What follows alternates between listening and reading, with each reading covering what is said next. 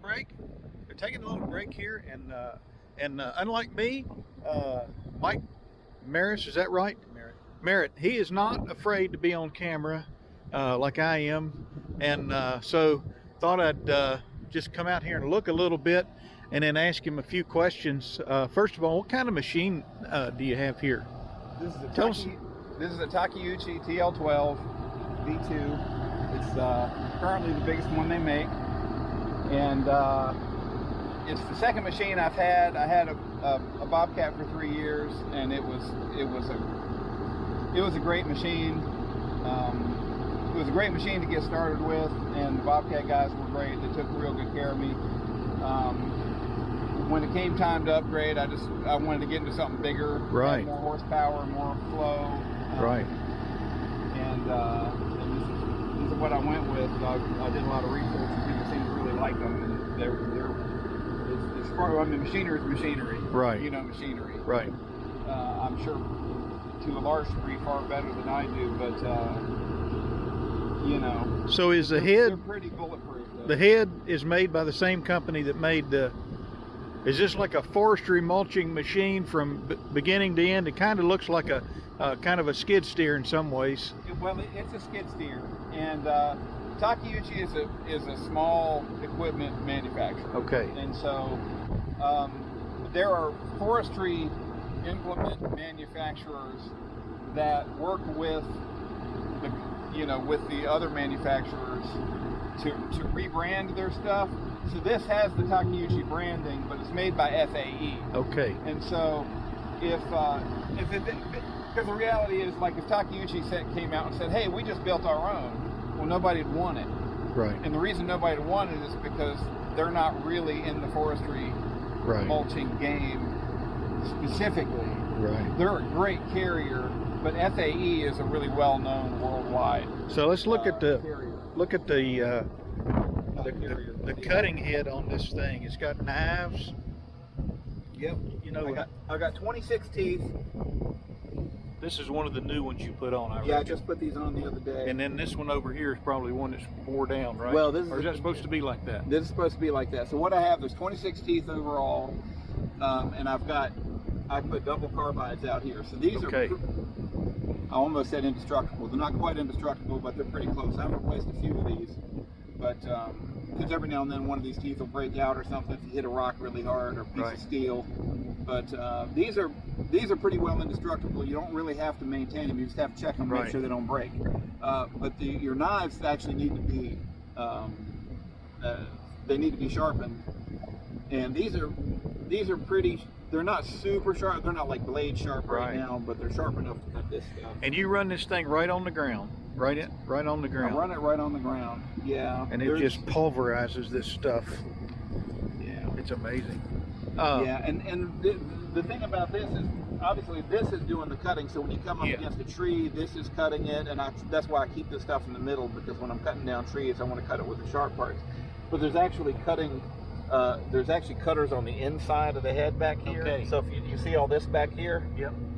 And so what happens is this thing is cutting stuff, it's throwing it back underneath here, and it's hitting these cutters. Okay. These cutters actually probably do more of the work of the pulverizing of the stuff. And so when you back over this stuff, you're kind of raking that. When you're going backwards and dragging your head on the ground, you're kind of raking that stuff back up under there to be ground up. Right, exactly. So stuff like this is going to be thrown with a lot of force back up into there, because I don't know what this is spinning, but it's, I mean, maybe 2,500 RPMs, and I don't even know what the rating is on this, and it'll throw it up in there, and then it'll hit those teeth back there, and it just comes out in a bunch of little pieces. So Mike has his own channel. What's it called? Southwest Virginia Land Clearing. So you need to check it out. And he's out here on our place in the mountains of Virginia, and looks like he's doing a nice job. And let's just talk real briefly. We talked about how the autumn olives he was telling me that when you kind of go after these autumn olives, it's helpful to creep in from behind And you can see how these things are kind of laid over. I mean, obviously that's laid over because it's cut. Right.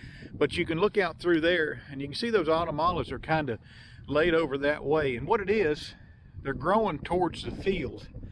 And so Mike is telling me that he likes to try to get in behind them. So in the videos you've seen him working back and forth like that. Is that right? Yeah, when I started, now this is what I was mentioning a little bit ago. When I started, the ones closest to the corner there were growing mostly straight up.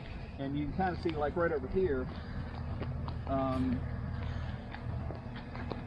you take something like this one, it's kind of growing out in all directions, and when you have a whole bunch of stuff that's growing towards you, it's kind of tough because this stuff gets in your way. You have to kind of cut your way through it to get to the good stuff. But as I moved further, further this direction, they got more and more like this. You can see like this one is coming almost straight up, but all these are coming this way. So it'd be a lot tougher to cut from this way because all that stuff's coming towards you, but from behind, there's really nothing in your way. So and I like to cut in like that and then come back to this way. And unlike back over here where you started, there's not much in the way of multiflora rows. So I guess once you knock one down, there's some clearance between that one and the next one, and you start making some pretty good time. Yep. Yeah. Okay. But of course, once you cut that, it all just falls all over the ground. So it feels like it's everywhere, but yeah, that's. So like I say, Mike's got a channel, and tell us the name of it again. Southwest Virginia Land Clearing. And I'm doing some videos for him, and we'll do a little talk like this for his channel. And you have anything you want to say to the Humble Haybanker subscribers? And well, I just want to say I appreciate being here. It's kind of fun. I was telling you earlier that you're the first YouTuber that I've met. So I had spoken with you when I spoke with you on the phone a couple months ago, and I happened to mention, it came up that I had a YouTube channel, and the first thing you asked me was, "Oh, you're not one of those guys that has 50,000 subscribers." Yeah. My name is not John. My company is not Upstate Brush Control. So I do not have 70,000 subscribers. So one of the things that attracted me to him, when I looked at his videos on his YouTube channel, he had got this machine is relatively new, and I had a guy up here with a backhoe and a thumb pulling out autumn olives over in this area a few years ago, and he spent about as much time repairing his equipment as he did actually doing the work. And so it's nice to have somebody on this farm that doesn't have junk for equipment. So that was a decision that I made early on because I'm not a mechanic, and a lot of people will tell you if you're not a mechanic, you can't work on machines like this in depth. You really shouldn't be in this business, and they're not necessarily wrong, but my attitude coming in was I'm just going to keep a new machine. So when I got my first machine, I was already planning on getting out of it within 3 years, and so that's what I did. So I had the plan is I'm planning on doing this for 3 years, and if I want to keep cutting after that, I'll be in something else. Okay. So appreciate you coming out here, and we'll let you get on with clearing this field.